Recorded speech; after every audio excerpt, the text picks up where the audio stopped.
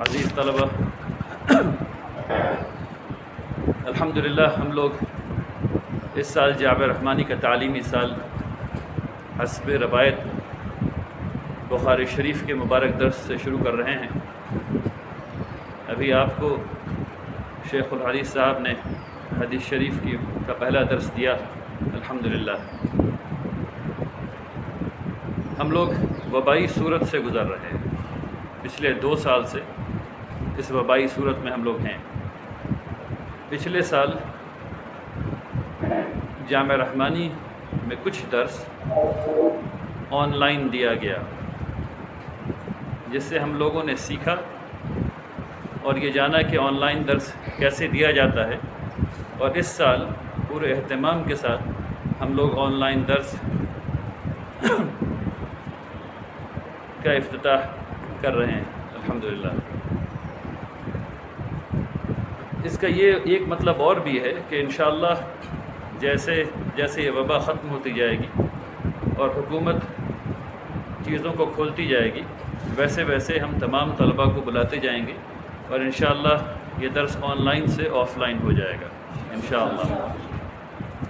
ہم سب لوگوں کو دعا کرنی چاہیے کہ اللہ تبارک تعالیٰ اس وبا کو ہم پر سے اٹھا لے، تاکہ ہم لوگ جلد سے جلد آف لائن درس میں آ جائیں۔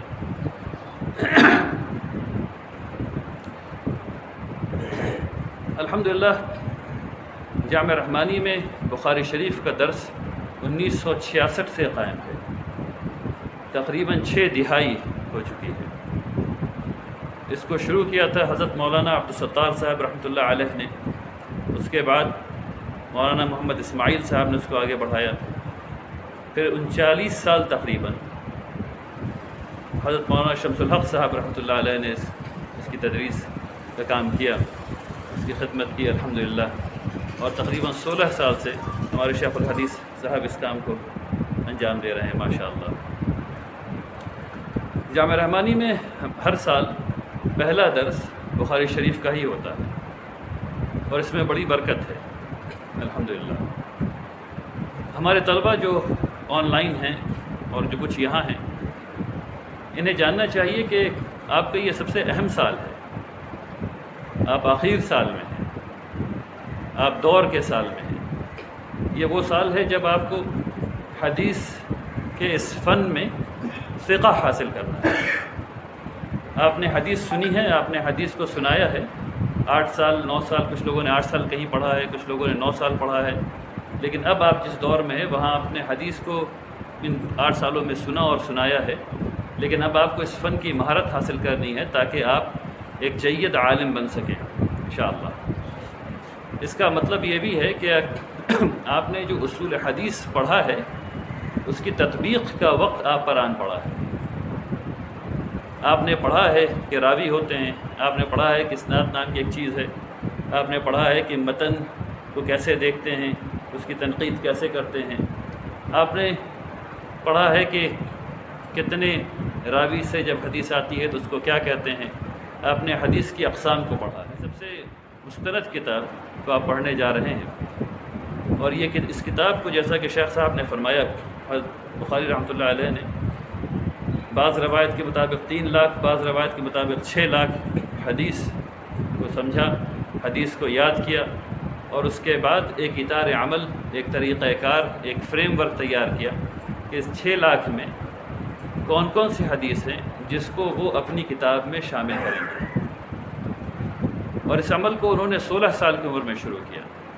16 سال کی عمر میں آپ حج میں گئے اپنے چھوٹے بھائی اور اپنی والدہ کے ساتھ، اور 6 سال مکہ میں رہے، اور اس کے بعد عباسی خلافت کے طول و عرض کا سفر کیا اور حدیث کو جمع کیا۔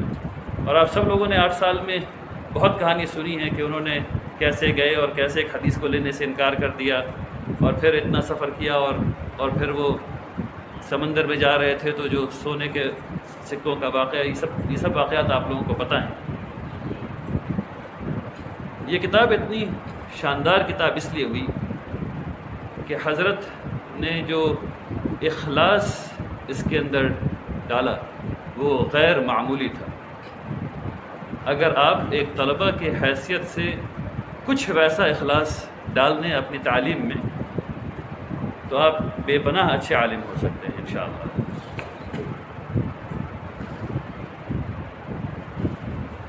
اب اس کو یعنی کہ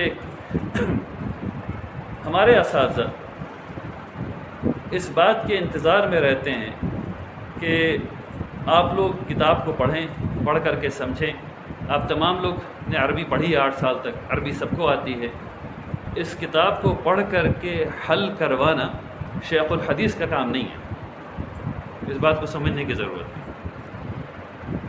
اس کتاب کو پڑھ کر کے سمجھنا خود آپ کا کام ہے، اور جو کام آپ کا اصل ہے جس سے آپ کے شیخ الحدیث صاحب اور تمام اساتذہ بے پناہ خوش ہوتے ہیں، وہ یہ ہے کہ آپ کتاب کو پڑھ کر کے اس کے اندر آپ سوال پیدا کریں، یہ ایسا ہے تو کیوں ہے، اور سوال کیوں پیدا نہیں کریں، کیوں کی جگہ پوچھیں کہ اس کا اثر کیا ہے، اس کا اثر کیا ہے، اس سے کیا ہوگا۔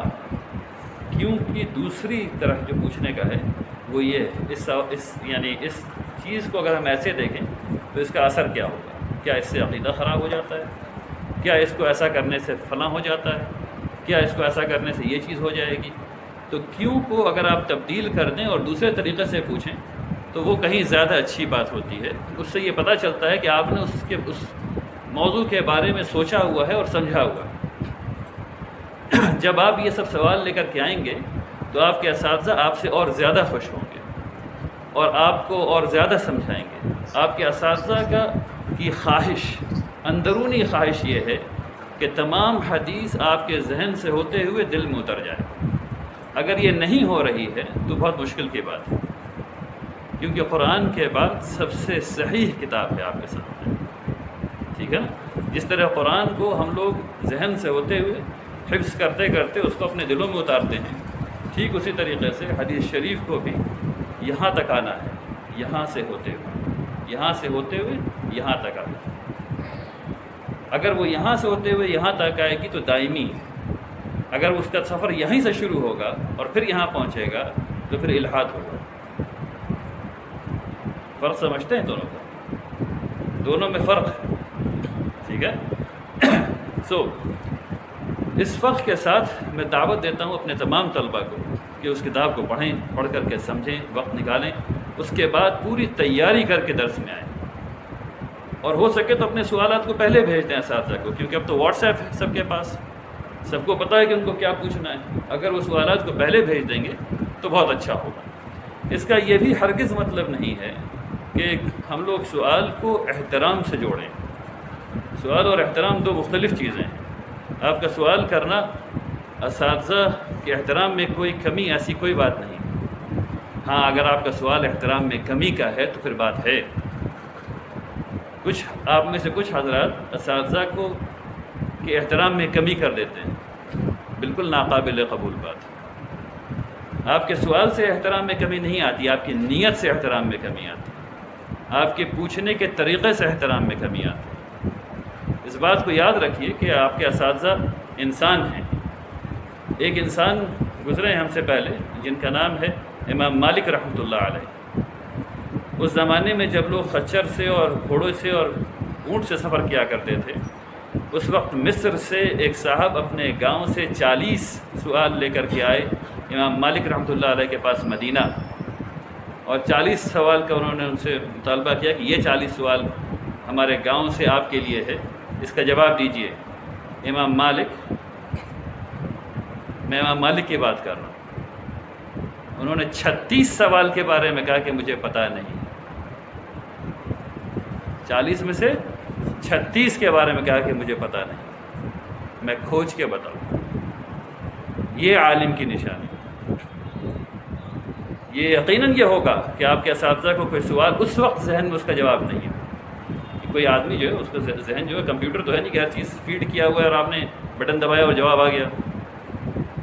فہم جو ہے وہ ایسے ہی کام کرتا ہے، کبھی حاضر ہے کبھی غیر حاضر ہے۔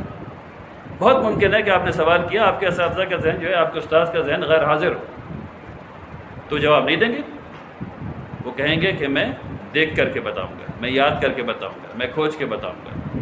ہمارے اساتذہ ایسے ہی کرتے ہیں الحمدللہ۔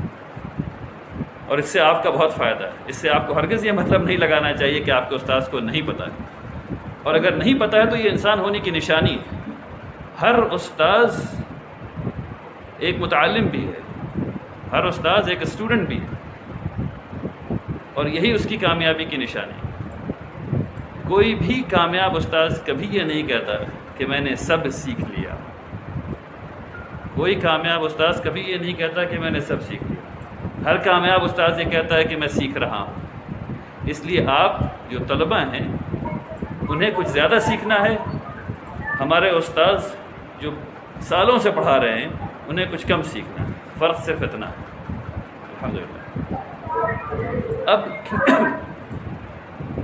اب جو بات میں کہنے جا رہا ہوں وہ بہت اس سے زیادہ اہم بات ہے، اور وہ یہ ہے کہ کامیاب ہونے کے لیے اس دنیا اور آخرت دونوں میں ذہنیت کی ضرورت پڑتی ہے.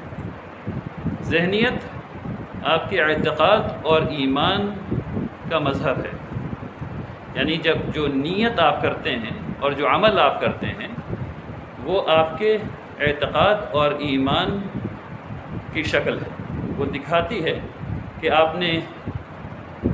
اندرونی طور پر کیا سوچتے ہیں، آپ کس چیز کو مانتے ہیں. یعنی ہم لوگ ماشاءاللہ داڑھی اور ٹوپی پہن کر کے سب لوگ ماشاءاللہ یہ سمجھتے ہیں کہ ہم سب لوگ بڑے اچھے مسلمان ہیں، اور الحمدللہ ہیں ہم لوگ اچھے مسلمان، الحمدللہ رب العالمین. لیکن ہر مسلمان جو ہے اس کے ایمان کا مستویٰ جو ہے وہ مختلف ہے. کچھ یہاں، کچھ یہاں، کچھ یہاں، کچھ یہاں. اور کچھ کو پتہ نہیں کہ وہ مسلمان ہیں تو کیوں مسلمان ہیں. اخیراً ایک مسلمان کو یہ ماننا پڑتا ہے، یہ جاننا پڑتا ہے کہ وہ یہ کام اس دنیا میں کیوں کر رہا ہے اور آخرت میں کیا ہونا ہے. اگر ہم لوگ اس بات کو نہیں جانتے ہیں، جس کی آیت قرآن شریف میں آئی، اعوذ باللہ من الشیطان الرجیم، بسم اللہ الرحمن الرحیم، قل ان صلاتی ونسکی ومحیای ومماتی للہ رب العالمین. کہیے کہ ہماری عبادتیں، ہماری قربانیاں، ہماری زندگی اور ہماری موت.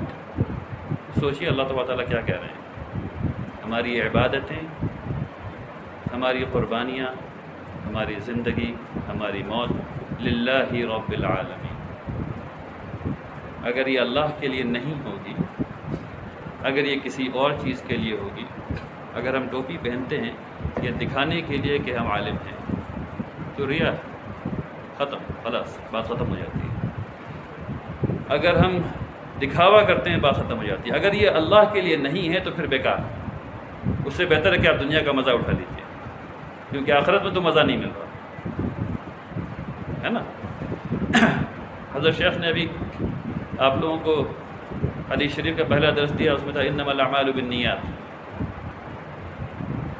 تمام عمل نیت سے ہے، اور یہ نیت تھی جو میں نے آپ کو بھی پڑھ کے سنائی. اور اس کا ظہور ایک آیت ہے جو میں بار بار کوٹ کرتا ہوں. آپ میں سے بہت سے لوگوں نے مجھے سنا ہے کہتے ہوئے، قرآن شریف میں آیا ہے جو وہ آیت جو کم از کم میرے دل کو ہلا کے رکھتی ہے وہ ہے یوم یفر المرء من اخیہ وامہ وابیہ وصاحبتہ وبنیہ. ایک دن آنے والا ہے جب آپ اپنے بھائی سے بھاگیں گے، اپنے ماں اور باپ سے بھاگیں گے، اپنی بیوی اور بچوں سے بھاگیں گے. تو یہ ساری چیز جو ہم لوگ کر رہے ہیں اس دنیا میں، اگر یہ اللہ کے لیے نہیں ہے تو اس کا بہت ہی بڑا خسارہ ہونے والا ہے. تو سب سے پہلے اگر ہم نے اپنی نیت کو، اپنے اعتقاد کو ٹھیک کر لیا اور اپنی ذہنیت کو ٹھیک کر لیا. اور ذہنیت کا مطلب کیا ہے؟ ذہنیت کا مطلب یہ ہے کہ ہماری زندگی، ہماری موت، ہماری قربانی، تمام چیزیں اللہ کے لیے ہیں. جب یہ اللہ کے لیے ہیں تب اب بخاری شریف کا مطلب بنتا ہے. اگر اللہ کے لیے نہیں ہے تو پھر ریا ہے اور بیکار ہے آپ کے لیے. اگر یہ سب چیزیں ہیں تو سبحان اللہ، پھر اس کا مطلب بنتا ہے. ٹھیک ہے. اب دیکھیے کہ اس کتاب کو پڑھنا کیسے ہے. اس کتاب کو پڑھنے کے لیے سب سے پہلے رخ کی ضرورت ہے. رخ نیت سے آتی ہے. ٹھیک ہے نا. میں اس کو مثال دے کر کے آپ کو سمجھانے کی کوشش کرتا ہوں.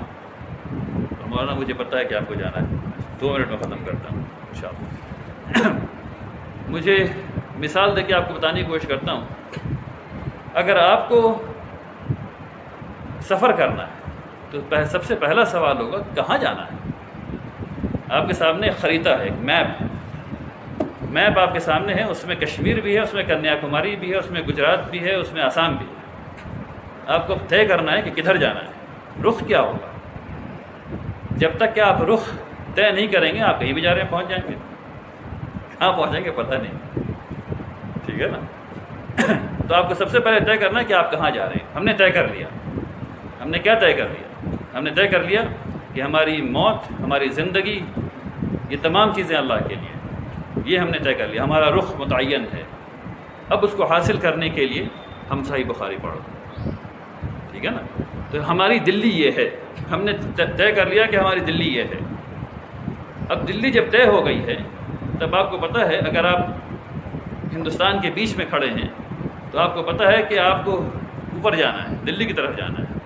اگر آپ نے طے کیا ہے کہ آپ کو کنیا کماری جانا ہے اور آپ ہندوستان کے بیچ میں ہیں تو آپ کو نیچے جانا ہے، ٹھیک ہے نا۔ تو آپ کا رخ طے ہو گیا۔ اب اس کے بعد کیا ضرورت ہے؟ ضرورت ہے اہتمام کی، کہ آپ کو جانے کے لیے کیا چیز چاہیے، ان تمام چیزوں کو جمع کرنا۔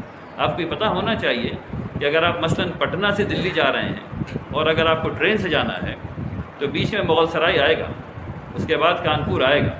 اگر آپ ٹرین پر بیٹھے ہیں اور مغل سرائے نہیں آ رہا ہے تو آپ کہیں اور جا رہے ہیں، بات سمجھ میں آ رہی ہے؟ اگر مغل سرائے نہیں آیا تو آپ کہیں اور جا رہے ہیں، اگر کانپور نہیں آیا ہے تو آپ کہیں اور جا رہے ہیں۔ اس کا مطلب یہ ہے کہ جب آپ بخاری شریف پڑھ رہے ہیں اور سمجھ میں نہیں آ رہا ہے تو آپ کہیں اور جا رہے ہیں، ٹھیک ہے نا۔ واپس آئیے، اپنے اسٹیشن پہ واپس آئیے، پھر سفر شروع کیجیے۔ یہ بہت ہوگا کہ ہم مس کریں گے، پھر واپس آئیں گے، پھر شروع کریں گے۔ اب آپ نے چلنا شروع کیا اور آپ رک گئے، آپ پہنچے مغل سرائے، آپ اتر گئے، آپ اتر کے وہاں اسٹیشن پہ بینچ پہ بیٹھ گئے۔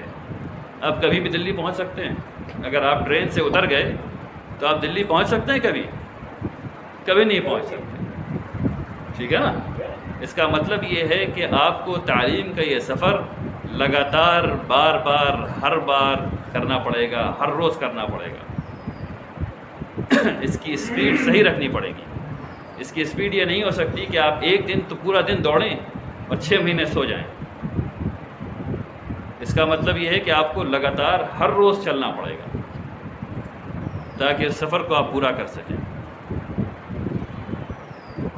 ان تمام چیزوں کا اگر ہم لوگ خیال رکھیں گے، اگر ہم لوگ رخ کا ہمیشہ خیال رکھیں، اگر ہم لوگ یہ خیال رکھیں کہ ہم جو جا رہے ہیں کدھر جا رہے ہیں، اگر ہم اپنی نگرانی کرتے رہیں اور اپنی اسپیڈ کا خیال رکھیں تو انشاءاللہ ہم لوگ وہاں تک پہنچیں گے باذن اللہ تعالی۔ اخیراً کرونا وائرس ہے، میں یہ موقع نہیں جانے دے سکتا اپنے یہاں سے۔ آپ بہت ڈھیر سارے طلبہ آن لائن موجود ہیں، یہاں لوگ موجود ہیں۔ آپ میں سے جس نے ویکسین نہیں لگوائی ہے، آپ تمام حضرات کو چاہیے کہ فوراً سے پیش کر ویکسین لگوا لیں۔ ویکسین میں کوئی پرابلم نہیں۔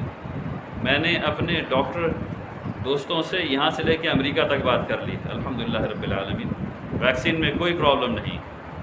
ویکسین لگوائیے۔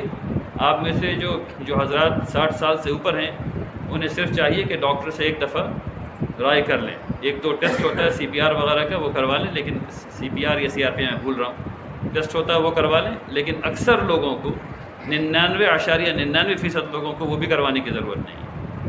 آپ سب لوگوں کو چاہیے کہ ویکسین لگوائیں۔ ویکسین آپ کو ہاسپٹلائزیشن سے روکتی ہے، یعنی ایسا نہیں کہ ویکسین کے بعد آپ کو کرونا نہیں ہوگا، ہو سکتا ہے، لیکن اس کا مطلب یہ ہے کہ آپ کو ہاسپٹل جانے کی نوبت نہیں آئے گی۔